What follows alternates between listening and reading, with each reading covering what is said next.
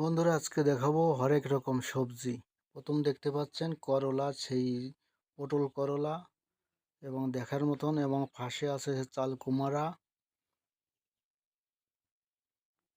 এবং লাপা। এটা আমাদের আঞ্চলিক ভাষায় বলে লাপা। দেখতে পাচ্ছেন কত সুন্দর লম্বা লম্বা লাপা সারি সারি করে সাজানো আছে। তার পাশে আছে চিচিঙ্গা, আমাদের আঞ্চলিক ভাষায় বলে জিঙ্গা, এবং আপনাদের ভাষায় কি বলে জানি না। এবং সুন্দর দেখা যাচ্ছে সেই লাপাগুলো, যাকে বলে বরবটি, আমাদের এলাকায় লাপা বলে। এবং প্রচুর কুমড়া, এবং একটা একটা কুমড়ার ওজন 5 থেকে 7 কেজি দেখতে পাচ্ছেন বন্ধুরা। এবং কুমড়াগুলো আধা পাকা করে, পুরাটা পাকা না, আধা কাঁচা পাকা, এবং এটা খেতে খুব সুস্বাদু।